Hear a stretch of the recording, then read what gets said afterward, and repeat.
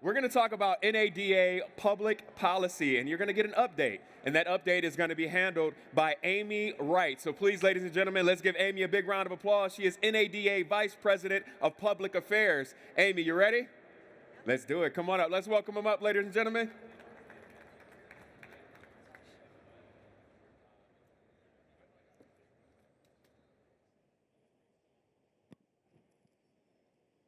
Hi, everyone. Happy to be here. Great to see all of you. As Errol said, I'm Amy Wright. I'm the Vice President of Public Affairs with NADA. But the real person who's going to give you the update here is Paul Mitri. He is the Executive Vice President of Public Policy at NADA. And we're here to talk to you today about NADA's public policy priorities from 2025. We had an impactful year, so we'll look at what happened, what we accomplished, and what it means for you, for dealers. And after that, we're going to look forward to 2026 and go over some of what we'll be working on. So, Paul, how are you? Doing well. Okay, good. You. Great to be here. Can you walk us through some of the major developments from 2025 and how they impacted dealers? Certainly. So I'll pull up a little chart here. And you're looking here at what our public policy team established as our major priorities for 2025. So for those of you that were able to make it out to New Orleans, this is what we put up. This is what we were looking forward at.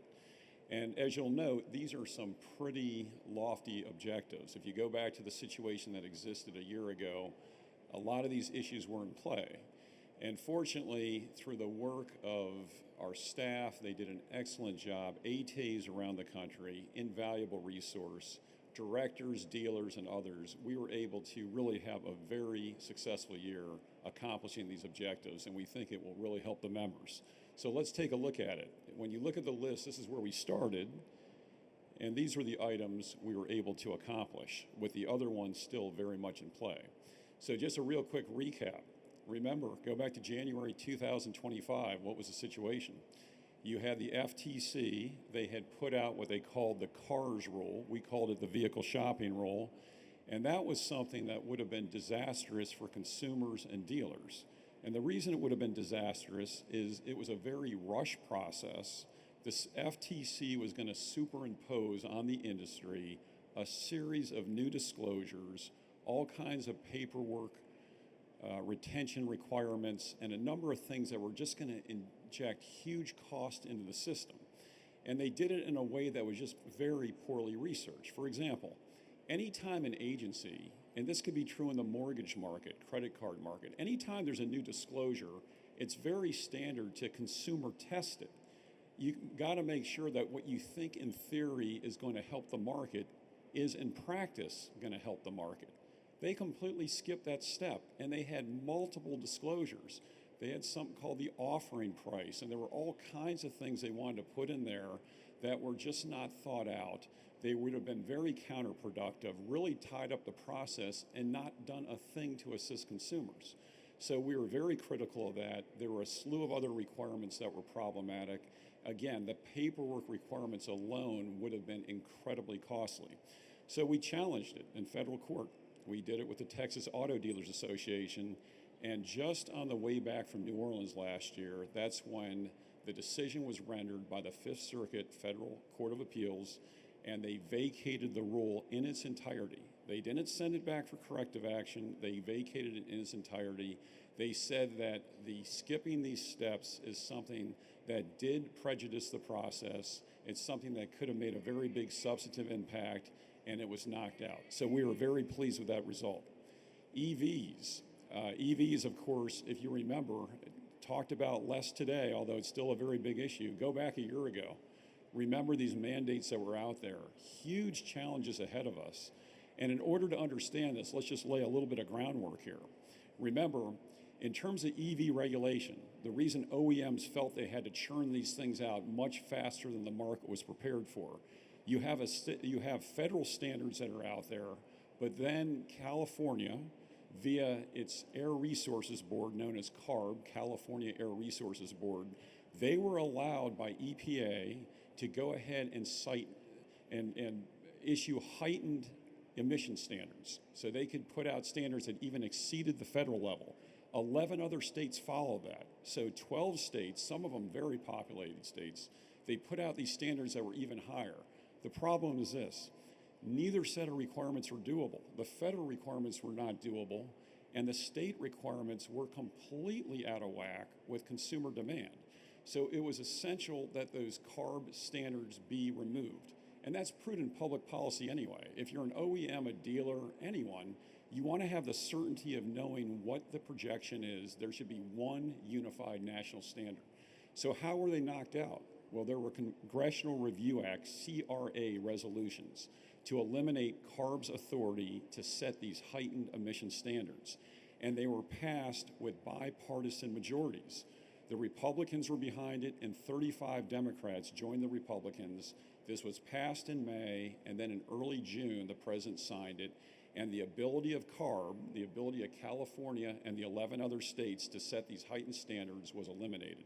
So that was hugely important for dealers, OEMs, and their customers. Now, it doesn't end there. Like I said, the federal standards are a problem as well. I'll talk about that more here shortly, but EPA has greenhouse gas standards that also are not reachable. And so there's an effort underway to knock those out. We think we're very close to that happening. Remember, this is our calendar year. Congress and the agencies move at their own pace, but nevertheless, very substantial progress there. The next item, EV tax credits. We knew going into the year they were going to be eliminated. However, we also knew that dealers were sitting on a ton of EV inventory that just was not moving, certainly nowhere near projections. And just by order of magnitude, you go into early summer last year, 140,000 EVs are sitting on dealers' lots to the tune of $7 billion. If you would have had an instant elimination, and that had been proposed, actually there was even a reach-back proposal, you would have had no time to utilize those credits to help move that inventory. We were able to secure a 90-day period that allowed dealers to manage that inventory. As you know, that expired September 30th. So that is something that also was very, very positive. The tariffs, of course, those were announced in April, very big deal, actually in March, but more in April. Our concern there is affordability. We want to make sure that the affordability challenges are not compounded. So we have consistently argued for that. I would tell you the initial tariffs that were announced, as you know, in many cases have been brought down. If you look at agreements that have been put in place with Korea, with Japan, with the EU, with the United Kingdom, those rates really have come down. There's also been parts tariff relief. So that's something we think has been trending in the right direction and we're still working on. Tax legislation. This was truly a home run. Here was the situation last year. As you know, when you have a tax reconciliation package, those terms are not permanent. They typically expire in 3, 5, 7, 10 years, whatever the case may be. Last year, 2025, there were key provisions that were set to expire. They had to be renewed. That's never easy. Every major dealer tax priority that benefits small business dealers, Main Street business, was accomplished. Not only was it accomplished, in some cases it was increased. I know if we have any CPAs in the group, remember, 20% per year bonus depreciation was being reduced. We were down to 40% last year. It was going to be 20% this year and then knocked out next year. It was actually pushed back up to 100%. And here's the good news, it was made permanent. That means it's not set to expire based on the calendar. That does not mean it can never be changed by a subsequent Congress, but trying to change something that's permanently in the tax code versus something that's just going to expire on its own is much more difficult. And that was true of many other provisions.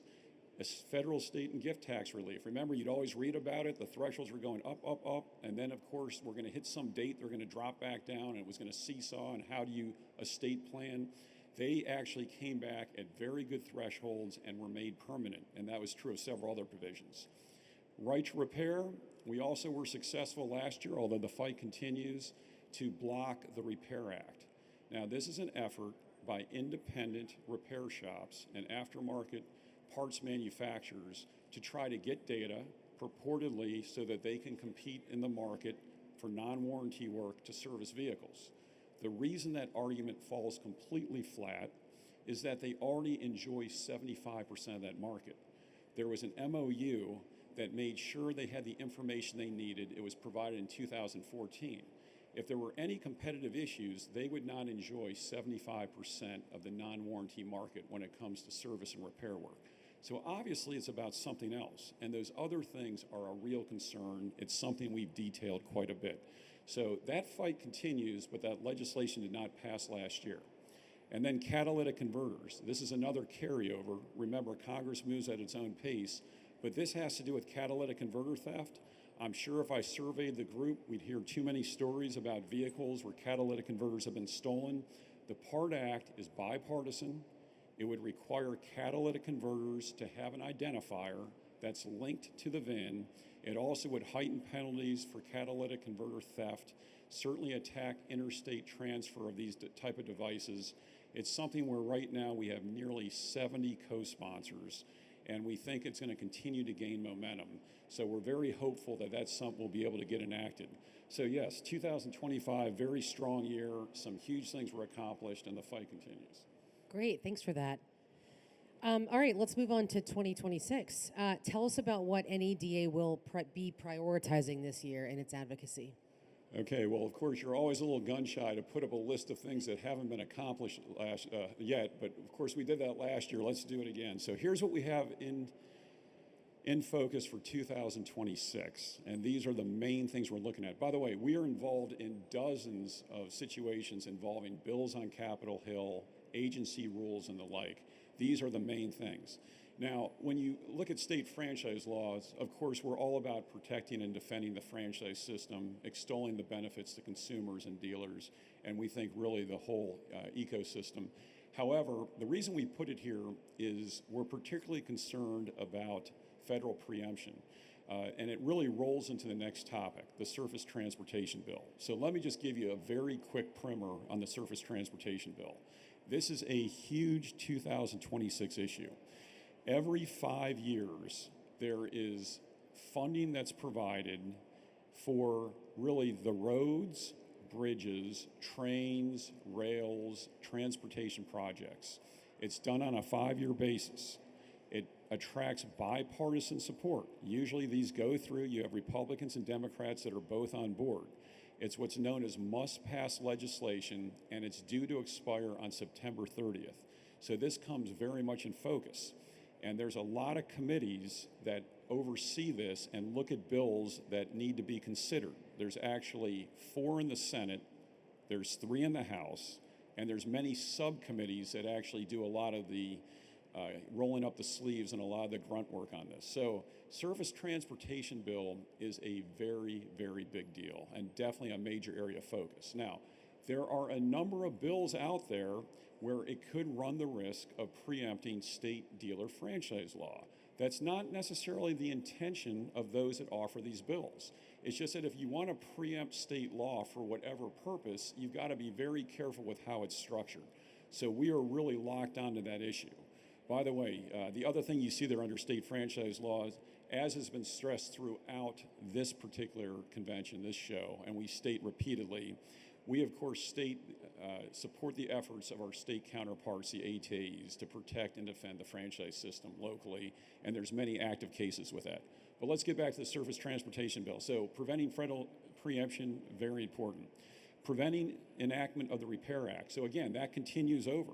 That is something that's being considered. Both the Alliance of Auto Manufacturers and NADA are working in concert to defeat the Repair Act. That's something where our legislative offices work together, and also Amy and her counterpart, Amy leads up our public affairs team, they also work to try to make sure that we get good information out there. Because a lot of bad legislation, bad regulatory proposals is the product of misinformation. And it's incumbent upon us to educate, and that's where Amy and her team come in, along with their counterparts. Moving down, prevent enactment of overbroad recall legislation. So you'll hear these bills, Senator Blumenthal and others, we got to ground all recalled vehicles. That sounds great until you actually take a closer look. This is overbroad. They make no distinction between a vehicle that has some critical problem with an airbag and some sticker that's peeling off a visor. So for starters, it's just very overbroad. The other problem is, if it's not carefully tailored, who is it that really bears the cost of it? And you know this all too well. Someone brings in a trade-in. and it requires a part. It's subject to recall, it requires a part. And you don't have the part, which means it's going to sit on your lot for a long time. It could be months. You naturally are going to offer less for that trade-in because it's going to be more of an economic challenge for you. That's ultimately borne by the customer. This, in essence, is a tax on the customer. So when legislation is out there, it cannot just be some wet blanket that's thrown over the whole area. It has to truly address what the concern is. So we are pushing back against overbroad recall legislation. Now remember, surface transportation does present some threats. I've just flagged several of them, but there's also some opportunities. So that PART Act for catalytic converter theft, when you have a great effort like that, you always have to ask yourself, okay, what are we going to attach this to? Is there some opportunity to move this forward? And indeed, the surface transportation bill, we think, does present just such an opportunity. So we're hopeful we can take these nearly 60 co-sponsors, build on that, and try to get this built into this reauthorization. That would be a great victory. And FET repeal. I don't know how many commercial truck dealers we have here, but I'll just simply say this, and commercial truck dealers know this all too well. Heavy highway vehicles today, as if there are not enough affordability challenges out there, are subject to an additional 12% federal excise tax on the first retail sale of the vehicle. And consider what a Class 8 vehicle goes for. And you add 12% to it. And there's already an affordability challenge out there. It is a huge problem. Fortunately, several people are motivated to try to get rid of this, including Senator Moreno of Ohio has been a great leader on this and many other issues. So we're very hopeful the Surface Transportation Act, not only can we get at this in terms of blocking bad legislation, but maybe some of our priorities that we've been trying to get through for a long time, it does present just such an opportunity. Auto-related tariffs, same story. Again, the challenge here is affordability. We want to continue to see what we can do to try to close that affordability challenge. And then with EVs, here's the situation. Remember, that slide before was largely about getting rid of those supplemental state standards, the ones that had those crazy rates in there, 100% EVs by 2035, and even in the next year or two, rates that no one could accomplish, where you'd have to pay either massive fines or buy incredibly expensive credits, that type of thing. All that was eliminated. But the federal government has unworkable standards today as we sit here.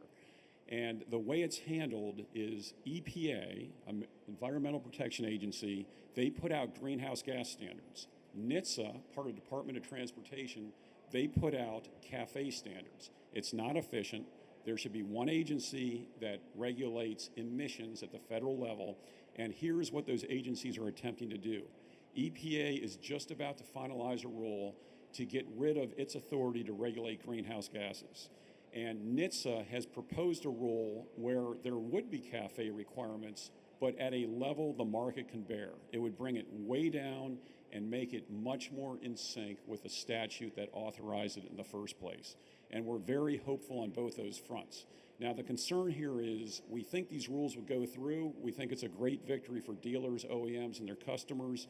The challenge is they probably will be challenged in court, and obviously that process has to play itself out. Certainly it's moving in the right direction. We're very hopeful. So again, a very tall order for 2026, but we're hoping that we can certainly make headway and get these things accomplished. All right, great. Thanks for that, Paul. All right, so clearly 2025 was a big year with a lot of wins, and 2026, as we can all see, is shaping up to be a year with a lot on the docket. Can you give us some insight into how NADA engages with lawmakers and officials to achieve these policy goals? How does it all work? Yeah, well, it's a full court press, so we really press all three branches of government. So let me just give you a real quick snapshot of that. We have a 12-person office actually located on Capitol Hill. That's not where our main office is. Our main office is in the suburbs of DC, but on Capitol Hill. That includes a 3-person NADA PAC and 9 others, and they are very effective at going to Congress, meeting with leadership, meeting with the heads of committees, the ranking members of committees, key staffers, building coalitions, submitting letters, making sure that testimony is presented. all to advance the interests of franchise dealers. And that is happening all the time. They've been very effective with that. If you look at some of the things that have happened over the years, certainly to the members, great benefit. Then on the executive branch side, we have a regulatory office with 6 attorneys, and they represent dealer interests before key agencies: Federal Trade Commission, the big consumer protection agency, Federal Reserve Board, EPA, NHTSA, Department of Labor, OSHA, on and on and on. They make sure that written comments are submitted. They make sure oral testimony is presented. They meet with them all the time. They have calls with them. They make sure that the interests of the dealers are placed before them, and always we point out how it benefits consumers. As I said before, correcting misinformation is the #1 thing we can do, and we all have a role to play there, but certainly we attempt to do that on Capitol Hill. We attempt to do it before the regulatory agencies, and we think some great things have been produced, but it's no time for us to sit on our hands. There's a lot of work ahead of us. Now, of course, as you know, there's a third branch, the judicial branch. We engage them too. And we don't do it a lot in terms of direct litigation, but we've not held back when it's been necessary. So that vehicle shopping rule I talked about that was just knocked out, that was litigation in which the challenging parties were NADA and the Texas Auto Dealers Association, bought directly by us before the Fifth Circuit U.S. Court of Appeals. We also submit friend of the court briefs. That's where we're not a party to the litigation, but we submit facts and law and arguments to make sure that the courts do not overlook something critical that pertains to our members and the consumers you serve. And in some cases, individual dealers find themselves in litigation, and the result could have a broad impact on the membership, and we'll get involved in that too. So with all 3 branches of government, we have the legislative, we have the regulatory branch, we have the judicial branch. Again, it's a full court press, and we have a public policy team that is all integrated, that makes sure we're working in sync and everything is coordinated, and we put out messages that's harmonized. That's great. Thank you for that. All right, for everyone in the audience right now, if they want to get involved, how can they help? What can people in the automotive industry do to help move these policy goals forward? Great question, and if I had to say it in 2 words, it's stay engaged. I'll share with you something that Charlie Cook said. Now, for those of you that have been to our Washington conference, Charlie Cook, with the Cook Political Report, he would always speak at the Washington conference, and he would talk about just the unique advantage that dealers have to be effective. And think about it.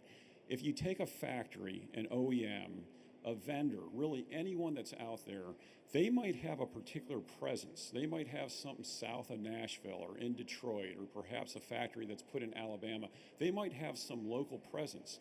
They do not have what dealers have, which is a presence in every district in the United States. There's 435 legislative districts. Dealers are everywhere. And not only are you present, you're very prominent there. You employ a lot of people. Good paying jobs. You're very active in the local economy. You contribute to the tax base very significantly. You are very involved in charities. And of course, you know your operations. So we can meet the legislators where they are. This is not a matter of just a trip to DC. They are ever present where you are, and you are ever present where they are. And that's a huge benefit we have that many others do not have. And of course, it's only effective if we do not leave that benefit on the sideline. We have to engage. And remember, with consolidation, this can be a big challenge.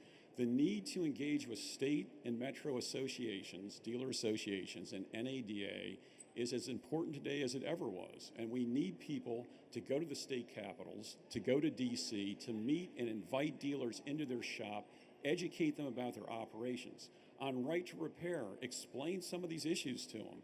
Make sure they understand why the policies we're advancing are prudent and why we're behind them. It's not just an exercise of self-interest. It's something that benefits everyone, but we have to tell that story, and you have particular credibility based on all your presence and everything you do at the local level. So that effort is hugely important. It's something we always have to be focused on, and we definitely do not want to leave it on the sideline, so we have to stay active. Great. Well, that's all I got for you today, Paul. Thanks for your time and explaining all that. And we want to thank all of you for everything you do. Again, it's a group effort. And the only thing I would tell you, if you want to coordinate with us on the grassroots effort, we have a grassroots coordinator, and he is part of the legislative office. And actually, Yvette, if you can put your hand up. Yvette heads up our legislative team. If anyone would like a little more information about how to actually connect, what can you do more on the grassroots level to move these causes forward, please, by all means, either connect with us or information's on the website, talk to Yvette or a member of the legislative team, and we'll do everything we can to help set you up to do that. Wonderful. All right. Thank you very much. Thank you, everyone.